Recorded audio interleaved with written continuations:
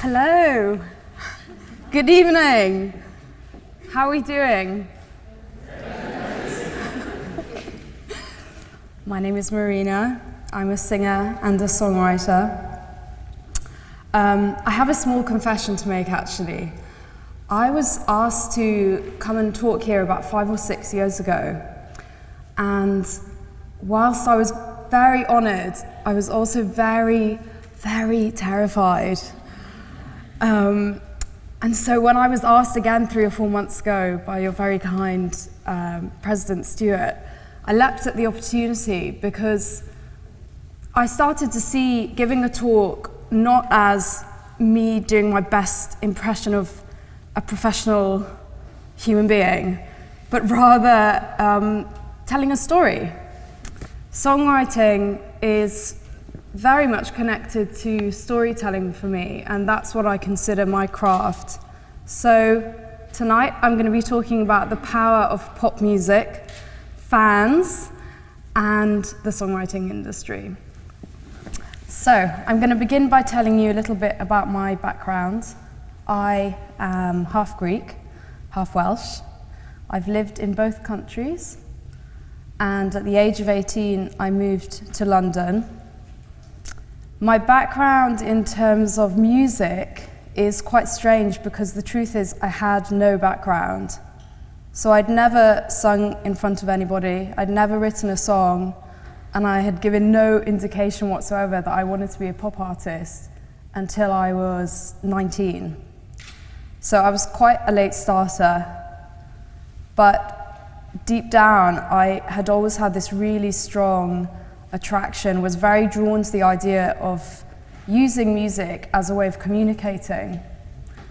So as a child I wasn't shy, but I was quiet, and I found it really difficult to express negative feelings. So whether that was me feeling sad or angry or worried, I never expressed it, and I was very good at hiding it. So music was actually, it provided me with a safe forum, or a safe environment to express and communicate things that maybe I didn't feel comfortable talking about in person with people, be that friends or family.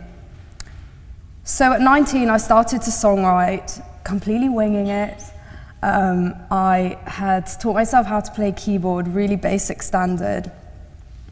And songwriting became a form of self-counsel.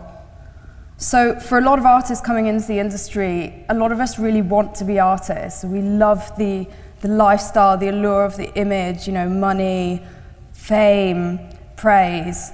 And then some of us need to be artists.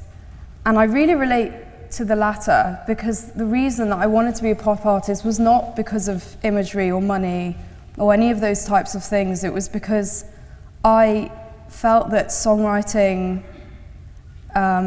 was the only thing that made me feel at peace and really happy.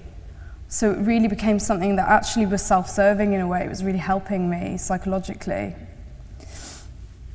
Now I want to talk about the power of pop and why I think that pop music can be powerful. I wanted to make pop music not for its sound, but because I saw it as a really clever tool that I could use to, I suppose, express unorthodox ideas to a really large audience. And a quote that I used in my MySpace biography when I was starting out, RIP, was that I was an indie artist with pop goals. And what I meant by that was that I was acknowledging that I was going to be working within an industry whilst not becoming part of that industry.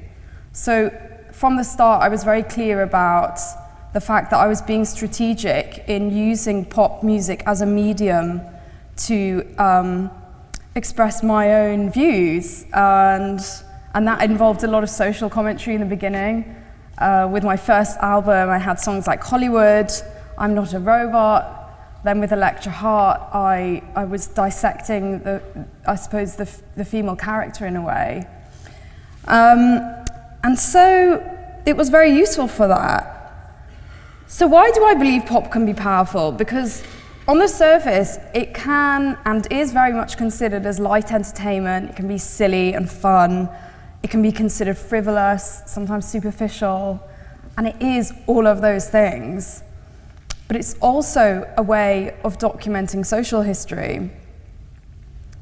Something that I've always been obsessed with is the idea of zeitgeist, something that is defining the spirit or mood of our times. And I feel like pop music has been a perfect tool to capture and communicate that. I almost see it as a mirror in a way, which is reflecting the time that you're all living in. So if you ever want to find out something about this moment in time in any kind of society or culture, you look to its popular art. So that could be fashion, film, theatre, architecture, music, of course, and you can get a really good gauge for the attitudes that are inherent in that culture.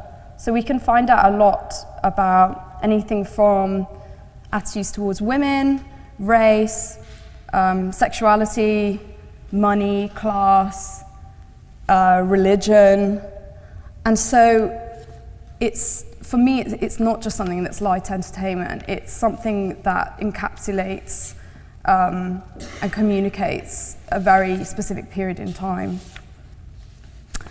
One of my favourite artists is an expert at doing this, and she is called Madonna.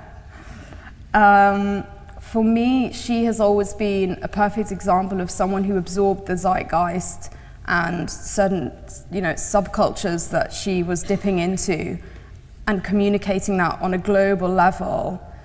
But it wasn't just about, how she looked and being provocative. It wasn't about fashion for me. It was, also about communicating the problems of the time too, be that attitude towards homosexuality, HIV, or feminism. Moving on into the topic of fans and being a fan of somebody, I feel like it's really a relevant topic tonight because my relationship with my fans is quite unique, and they have been instrumental in the way that I've chosen to steer my career both strategically and creatively. To take you back to the start, my beginning was very grassroots. As I said, I mentioned MySpace before. I started on there, and I handmade EPs, and I would send them off to people and charge them through PayPal. And I would also do this with T-shirts, but I also really enjoyed, finding like-minded individuals. And that was part of the reason why I created Marina and the Diamonds. It wasn't Marina Diamandis, the solo artist. It was that in my head, I really wanted to conjure up this image for people of a group of people that, I suppose, focused on the idea that music unites people and it unifies people as well. It kind of, I'm sure some of you have found some of your good friends just through liking the same bands and artists. And that kind of connection isn't something that you can synthesize. So it was something that I'd cultivated from day one. The internet has been really instrumental in how I've communicated with fans. I watched a documentary recently called I'm a Pop Star, and basically they were interviewing pop stars from the 80s and 90s, and I found it so weird because they were talking about fan bases and how sometimes they'd go on stage and they'd be scared that they'd be jeered or booed off, and they kind of saw fans as this uncontrollable public, whereas I feel so different, and I'm not sure whether other artists do too, but I feel like social media has bridged that gap between artists and fans. So for me, it affords me an understanding of my fans' lives and them as individuals, and vice versa, I hope. They can see that I am just another person as well.